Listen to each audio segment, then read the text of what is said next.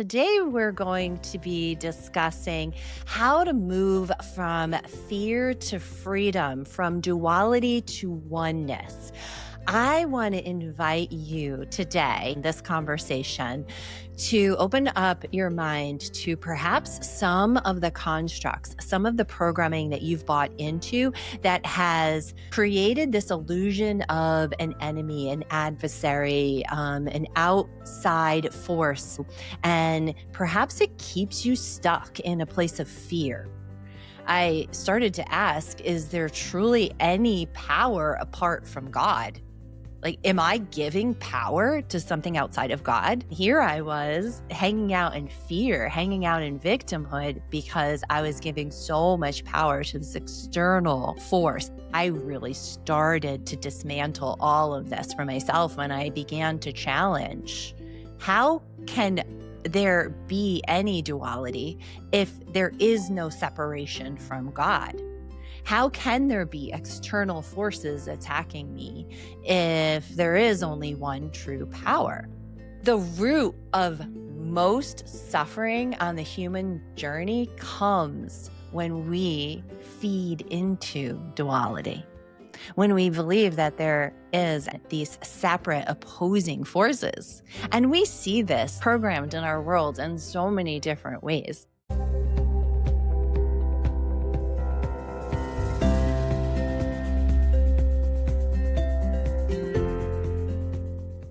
Welcome to the Daily Surrender, a space for real, raw, and vulnerable conversations about what it truly means to live in alignment with God's design.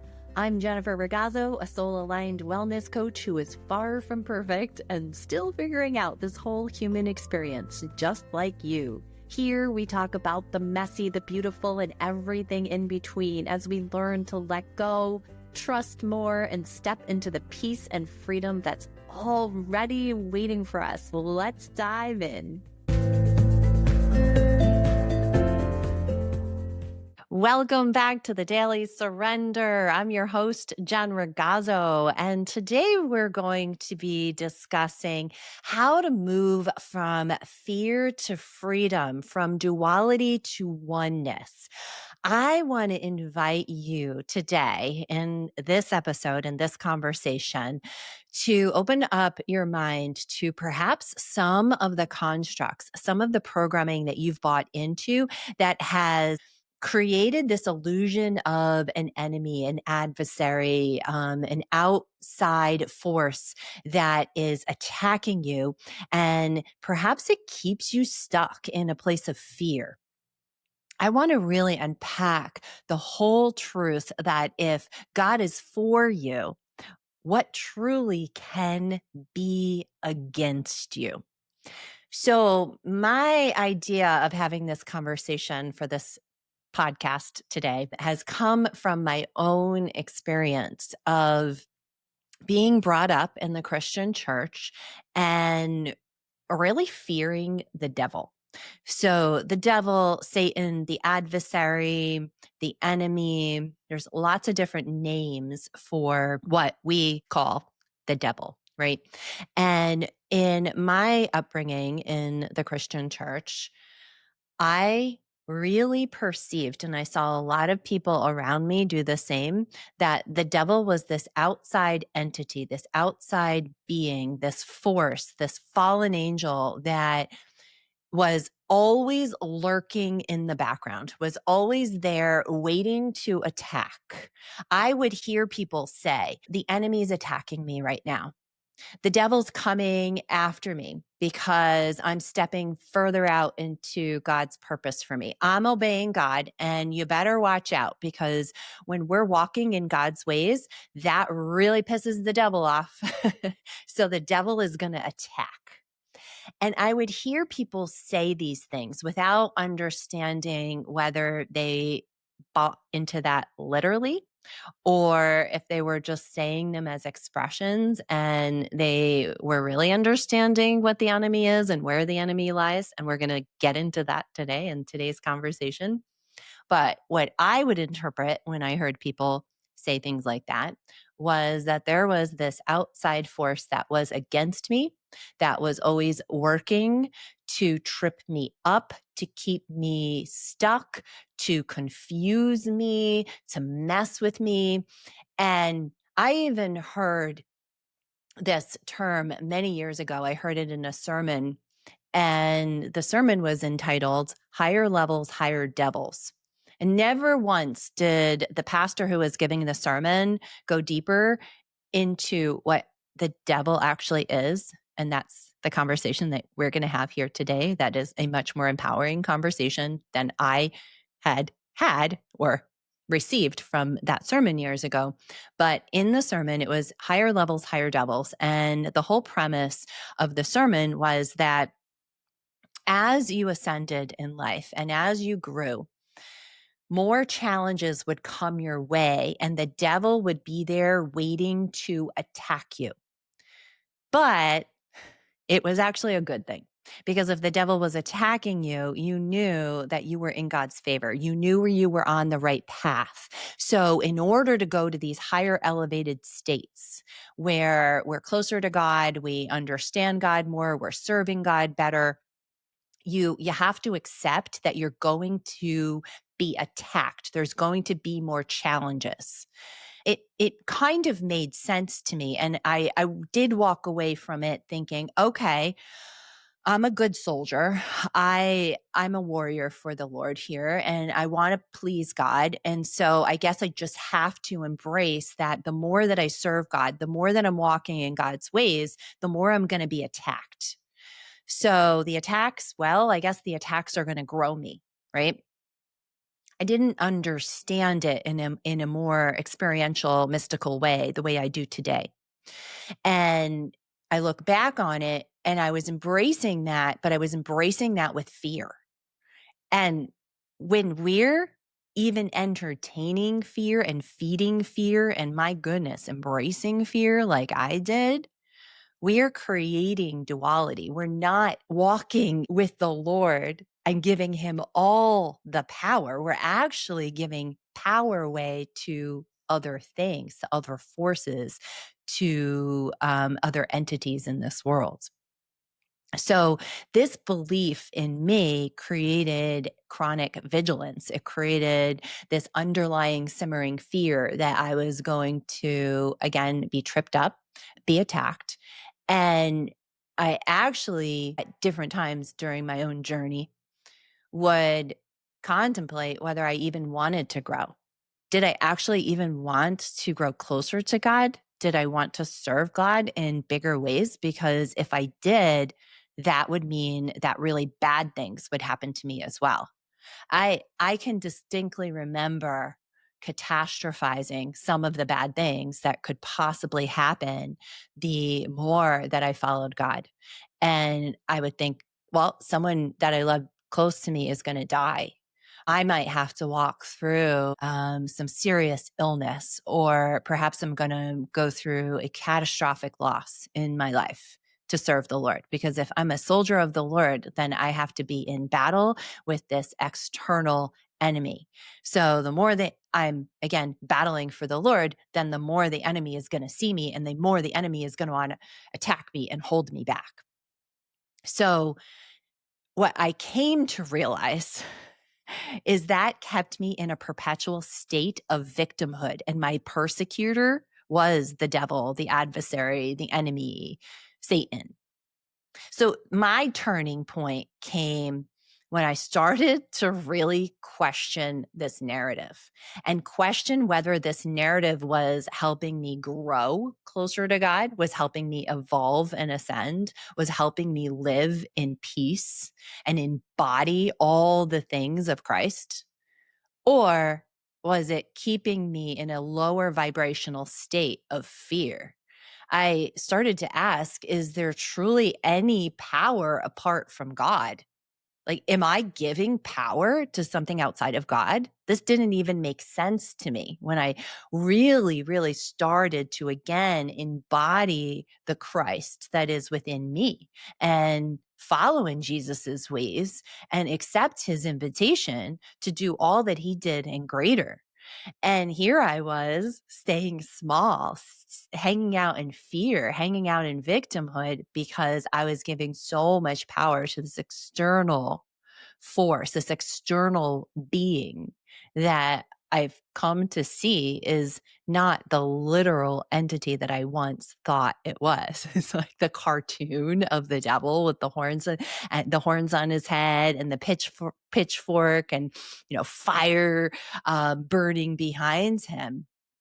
So, I want to really unpack this here with you today because perhaps you're like me. Perhaps you have some of this religious programming or you've heard people say things like this along your life. And you may, even in your subconscious mind, be holding yourself back and living in fear instead of faith. And in doing that, that keeps us stuck. It keeps us in, again, a place of victimhood. It keeps us in a state of dis-ease. So before I continue, I want to talk to you about what duality means. Because again, as I said, that was a really pivotal turning point for me on my own journey was when I started to question, am I creating duality? Where is the duality that I'm creating in my life? And is there actually any power outside of God? So, duality is the belief in two separate opposing powers, good versus evil, light versus dark, God versus Satan. It's the perception that we're separate from God, from other people, and even from our own true essence. So, duality creates the separation. In truth, there is no separation. There's no separation from God. So, how can this be?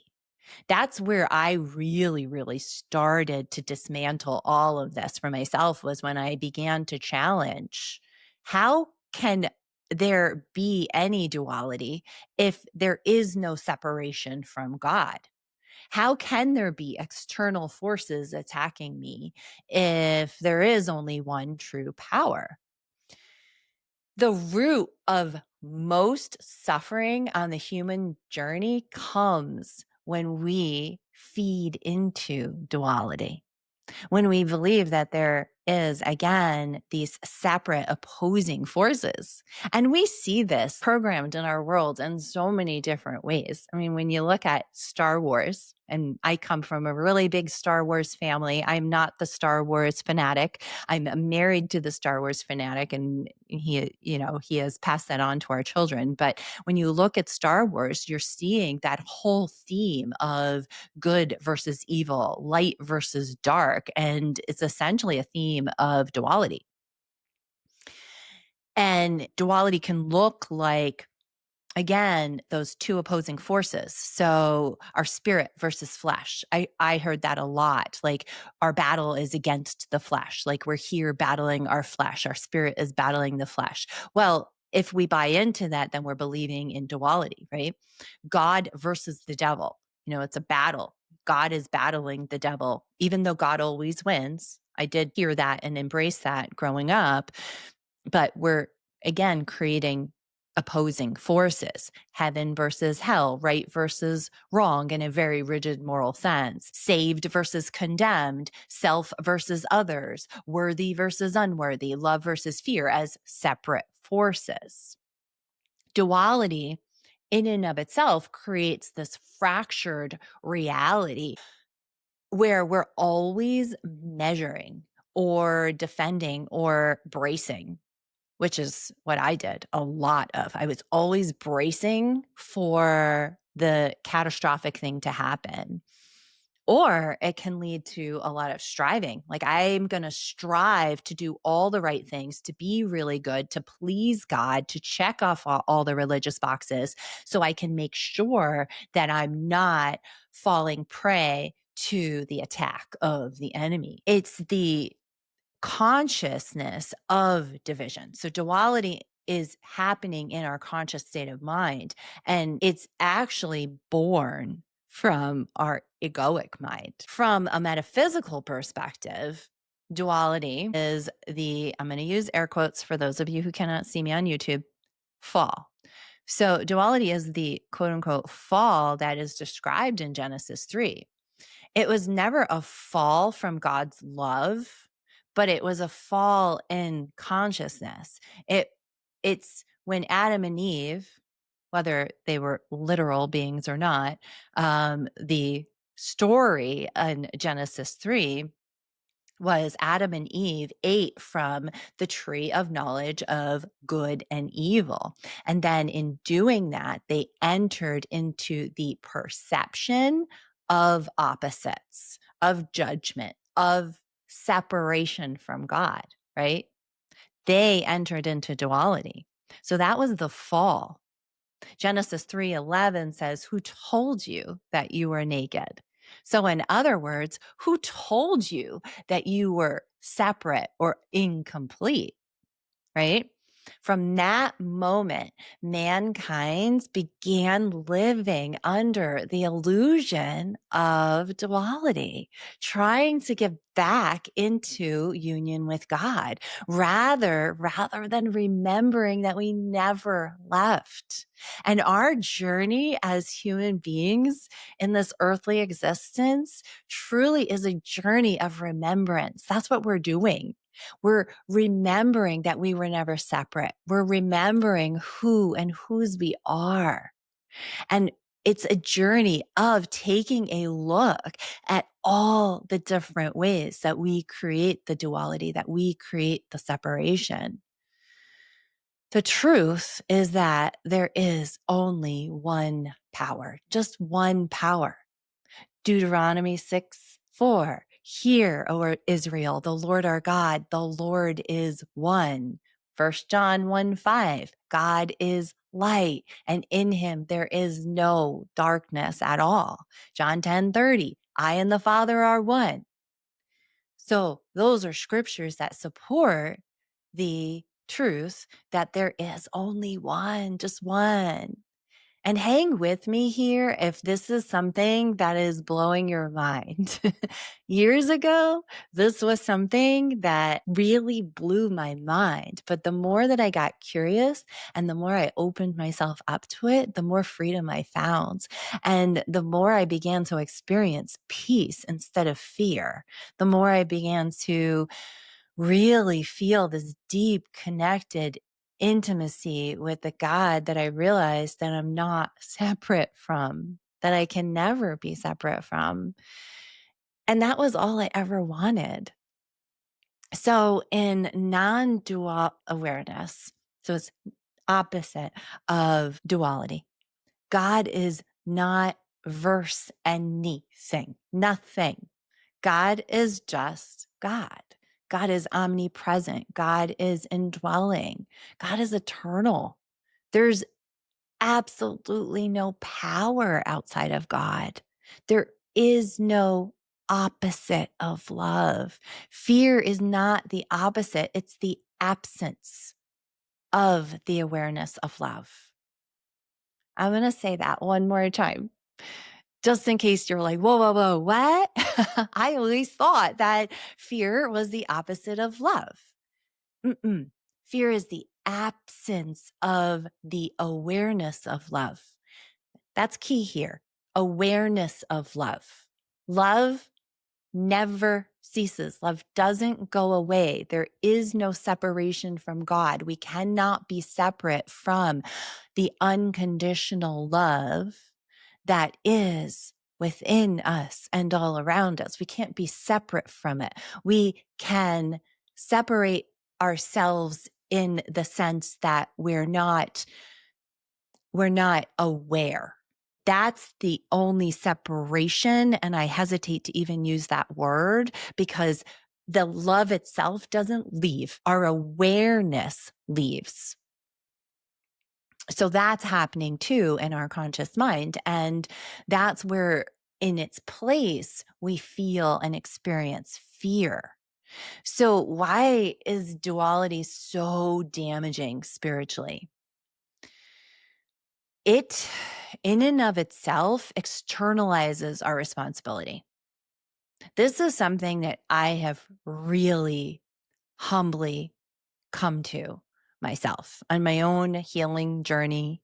And when I say a healing journey, for me, it's really been about digging deep, deep, deep, deep to the core of what was creating the dis-ease in me. And the dis-ease and all the different symptoms that I would have, whether they were physical symptoms or mental and emotional symptoms of anxiety and depression. For me, I found it to be a misalignment with my divine design. And the misalignment was really rooted in, for me, a lot of duality. I was believing that I could be separate from God. I was believing that I could be attacked and that fear was the opposite of love instead of that separation in just the awareness. It wasn't that I was literally ever separate from God. It was that I wasn't aware of that. So when we externalize our responsibility, when we buy into duality, we can think things like, well, the devil made me do it. The enemy is attacking me. I'm a victim now. There's nothing I can do about it. I'm being attacked. And when we buy into those beliefs and we feed them, it keeps us in victim mode. When we're in victim mode, there is always a persecutor. So the persecutor in this case is what many people believe is an outside force, an enemy. And what God is inviting us to do always is to be a creator, to reside in a state of empowerment, not a state of victimhood. Belief in duality keeps us in fear. If there's a cosmic enemy plotting against you, you will always live your life braced for battle. I can share with you, as somebody who has worked with hundreds and hundreds of clients over the past 12 years, and being a human myself who's dug pretty darn deep into my own health and physiology. When we are living braced for battle and we're living with fear, that becomes like a simmering infection and it dysregulates our cortisol. It takes punches at our gut, so to speak, metaphorically. It breaks down the microbiome, the gut barrier. It dysregulates our hormones. It can impact our hormonal health. It can disrupt our sleep. There's so many different ramifications from living in fear, from living in a hypervigilant state where we're always bracing ourselves, where we're waiting for the other shoe to drop. Me and my catastrophizing mind, the amount of energy that leaked, the amount of inflammation that created for me, oh my goodness. When I got out of that, and this is one of the biggest reasons why I was motivated to have this conversation with you today on the podcast, because perhaps this is just an idea that is a seed for you. And I invite you to challenge it. I really do invite you to just challenge and find the truth for yourself. But this for me was one of the most freeing truths that I have embraced along my journey that helped me to step out of that inflamed state, that hypervigilant state, that state where I was constantly bracing for the next shoe to drop, the next bad thing to happen. And it got me into peace. And from there, everything has improved. Everything. My sleep is tremendously better. The inflammation in my body went down. My digestion is so much better. My hormones are better. My joy is just through the roof compared to the way I used to live with so much anxiety. So, duality divides our mind. We cannot embody divine peace when we believe that there's two powers. So, I was constantly searching for peace in my life. I did all the things for peace. I could not meditate away the fear that was present when I was living with duality. You'll believe the more light you hold, See, this is what I was doing when I was living in duality. I really believed that the more light that I held, the more attacks that I was going to face. So, how could I ever get out of a hypervigilant state if I was believing that, if I was feeding that? I couldn't. I couldn't. So, when duality is splitting us from our source and creating this inner conflict, we're in a diseased state. We're out of alignment with our divine design again. And as I've shared here on this podcast many times, this here is one of the biggest roots to the dis-ease that we will end up seeing in a whole variety of symptoms that show up for us in our body. It essentially blocks true healing. Healing requires wholeness, and wholeness is embracing all parts of self in love. But duality keeps parts of us labeled as bad or demonic rather than integrated through the light. So when we believe in a literal enemy that lives outside of us, some external devil lurking around, waiting to attack, we unknowingly give our power to something that has no true authority, like no true authority. What are we doing? We're giving it authority? We create the fear, we brace ourselves for battle, and then we live as if we're victims of forces beyond our control. But the real enemy, and I'm using air quotes again for those of you who can't see me, it's not outside of ourselves, it's within.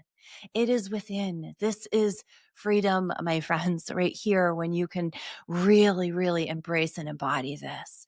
It's our egoic mind. And we all have it, right? It's the inner accuser, the divider, the voice that says, you're not enough. You're not safe. You're not loved. You're not worthy. You need to chase validation externally in this world. It's the part of us that resists God and instead thrives on fear and forgets who we are in spirit. When we stop feeding that voice, when we stop believing in a power outside of one, outside of God, we reclaim our peace and our authority.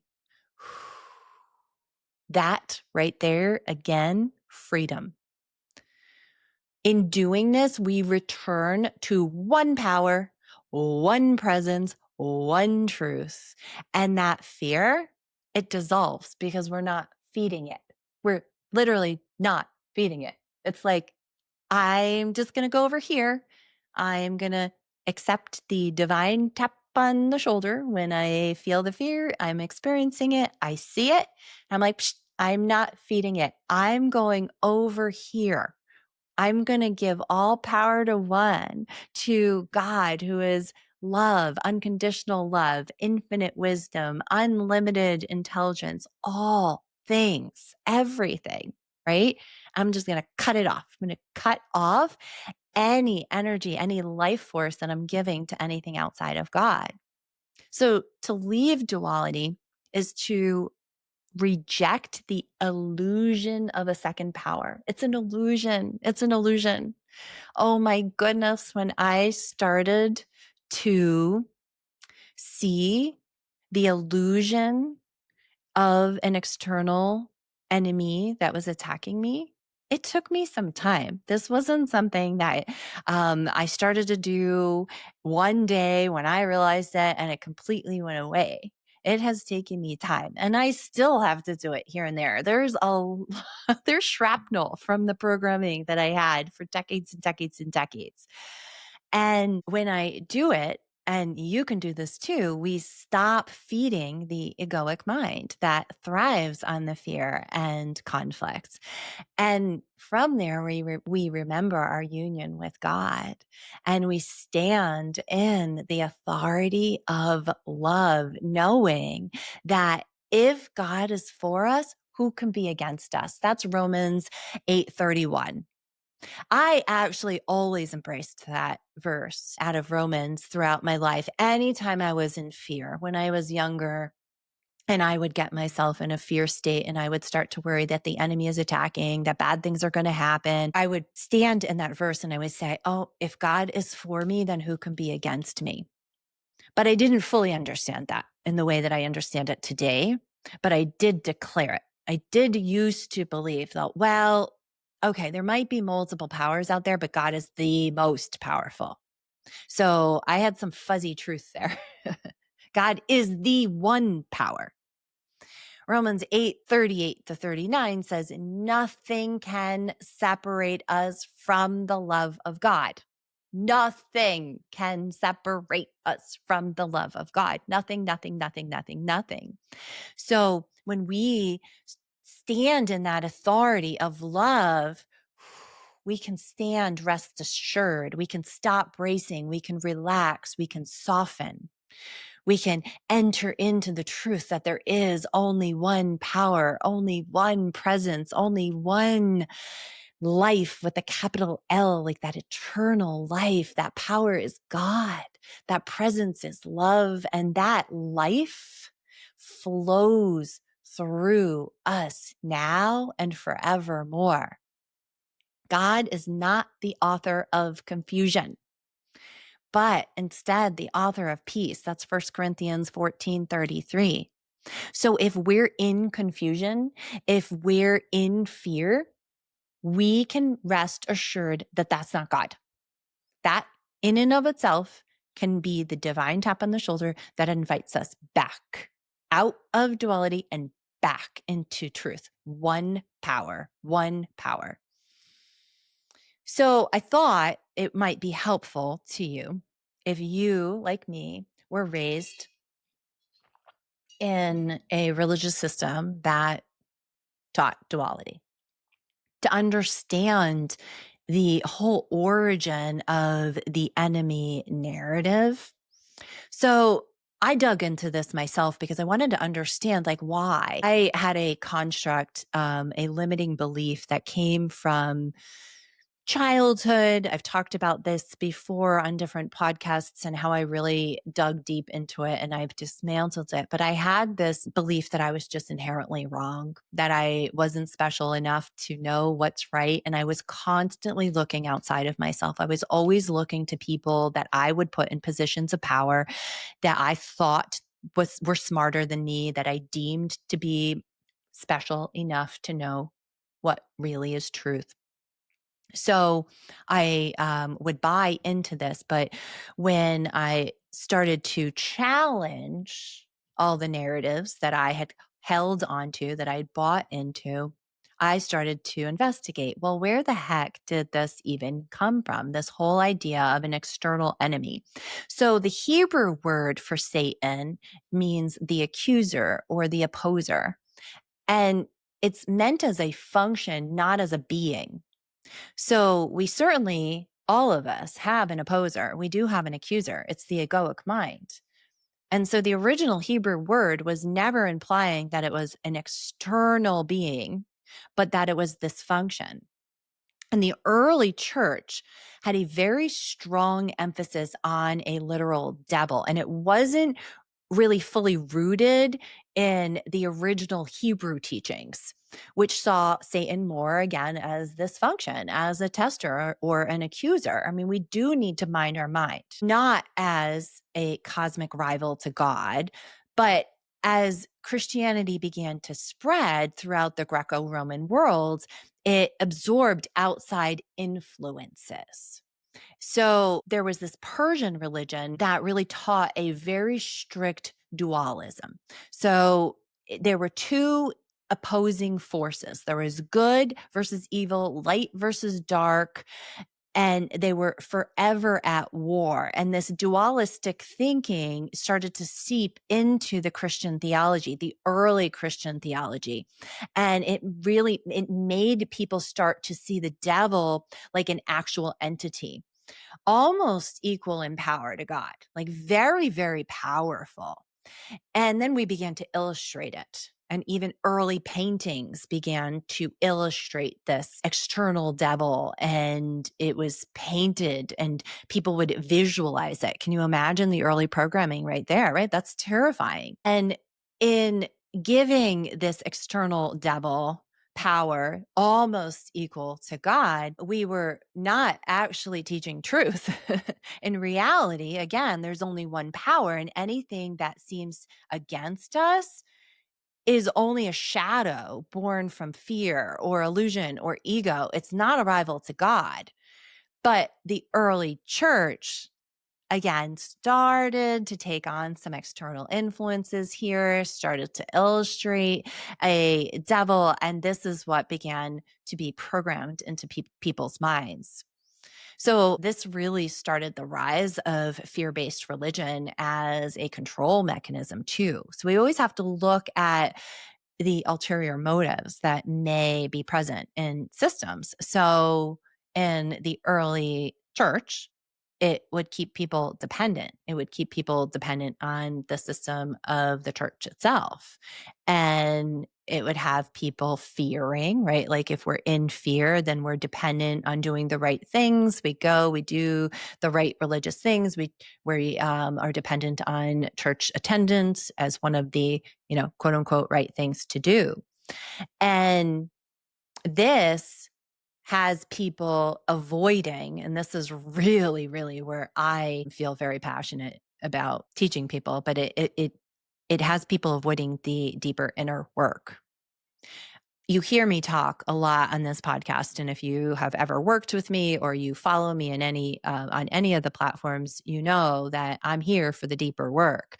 And when we're avoiding the deep inner work and we're seeing the enemy as being something external, not our internal egoic mind, we end up spiritually bypassing. We end up doing all of those external religious things. We are, good people. I'm a good Christian girl. I go to church. I say my prayers. I go to confession. I go to Bible study. And we're checking those boxes, but yet we're missing out on the real freedom that's available to us when we resist fear, when we bridge the gap, when we thin the veil, and we take responsibility for all the gunk and junk, all the things that we've given power to, whether they were constructs of the mind that we've bought into that are not grounded in truth. So perhaps we've bought into that we're not inherently worthy, that we're not special. I had a client share with me recently during a coaching session as we were diving deep into the things that were showing up for her and keeping her in a state of dis-ease. She shared that she does not inherently believe that she's worthy. And since she was a little girl, she believed that she's not special enough for God's favor. And that's why bad things happen to her. And that God has better things to do with his time and people who are in more pain than she has been. So her prayers aren't really heard. And she can't really ask for what she wants to ask for. So that in and of itself is some of her gunk and junk that she has a brilliant, beautiful opportunity to dismantle, to dissolve. And in doing that, she can rewire and refire her nervous system. And a lot of the metaphysical symptoms that are showing up for her will go away. They already are because she's been working on that. But when we avoid doing that deeper inner work and we check off all the boxes and we walk through life like bracing ourselves thinking, oh my gosh, well, if I show up and I do the right thing, or I take a step out in faith that the enemy is going to come and attack me, we're going to avoid going in and taking a look at what the true enemy is. And again, that's our egoic mind. Why are we feeding fear? What is there? What are the stories? What are the things stuck in our subconscious mind that are keeping us in a state of fear or limitation? Right? Why are we chronic people pleasers? Why do we live with no boundaries? Why do we should ourselves? We're going to avoid that if we're like, just got attacked by the enemy again. Shoot. Right? So what we're doing is we're projecting evil outward instead of inward. And that's bypassing. That's actually spiritual bypassing. And it is not going to lead to the freedom that we seek. It's not going to lead to the peace. We cannot live in peace when we're living in duality. You just can't. Trust me. I tried all the things when I was living in that state.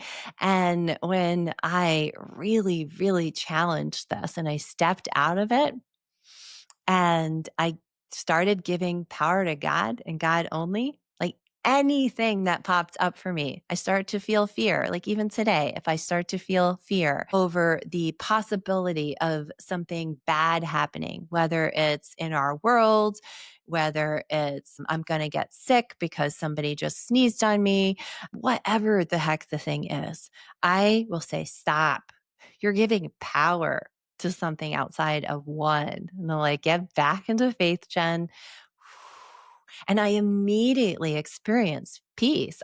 Feel it throughout my entire body. My autonomic nervous system's like, thank you. Thank you so much for helping me get out of fight or flight and to shift into a parasympathetic state. So, the truth, I want to wrap this all up, really emphasizing with you the truth. The truth is there's only one power. Remember, Romans 8:31. If God is for us, who can be against us? Right? No other power can oppose what is external and true. No other power, and that includes the enemy. So, fear, whenever we are in fear, remember that's just evidence of a divided mind, period. So, when we believe in two powers, we're living fragmented. We're bracing for attack rather than embodying divine authority. What do you do about it? You step back out of fear and you get back into faith. You step yourself back into truth. Sometimes this is a lot easier said than done. Perhaps we've got things stuck in the subconscious mind that are working against us. I often describe that like we're trying to drive a car with the emergency brake on up a really steep hill. It's like, oh, this is so stinking hard. And that's why there are many supportive tools, therapies to help us get into the subconscious mind because the amygdala may be so wired to protect us from seeing what is programmed into the subconscious mind that's holding us in a state of duality, in a state of fear. But even when we're in it, just bringing awareness that it's not real, it's an illusion that we're creating, that we're buying into. So, shifting from feeding the enemy to embodying truth, we do this by asking ourselves these questions. Like we ask ourselves, like when we catch ourselves in fear, and maybe we even say, okay, the enemy is attacking. This is Satan's attack. All right. So ask ourselves, what fear am I feeding here? What power am I giving away? What truth am I forgetting? And then return to one power, realign. Like we get to realign ourselves. It's so beautiful that we have the opportunity to do that in any given moment. And from there, we get to rest in God. So, my current approach, as I've been sharing here with you, is to use fear as my divine tap on the shoulder. I pause and I ask myself, where am I in duality? What power am I creating outside of one? It's not God versus, right? There is no God verse. It's God. It's the return to oneness. Sometimes I need to use my breath. I've talked about that here before as well on the podcast because breath somatically is one of the fastest ways to move out anxiety, some stuck energy.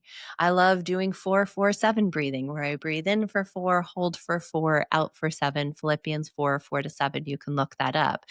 But that really helps me to deeply anchor in truth. Journaling and perhaps starting your day in prayer, meditation, journaling, truth, reminding yourself that there is no separation.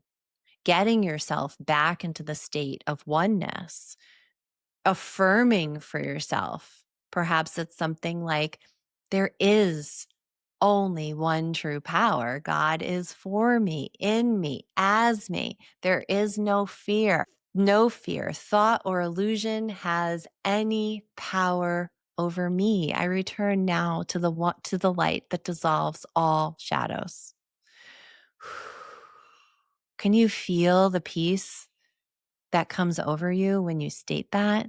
I return now to the light that dissolves all shadows. We get to do that.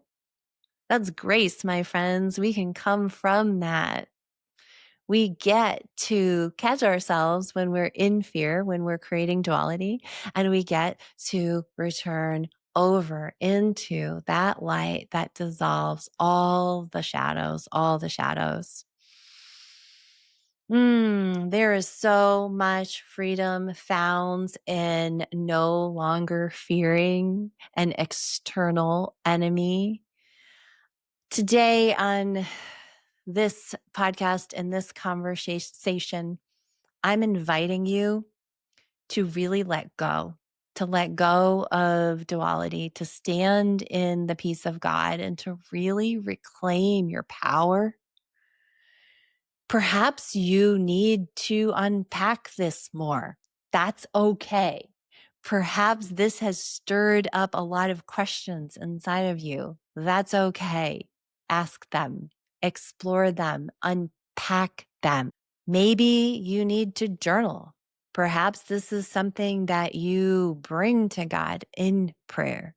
Maybe it's finding someone to unpack it with you and talk this through with you. Or maybe you recognize that there are some things working against you, stuck in your subconscious mind, and you can't get into them, and they're keeping you in a state of fear. Reach out.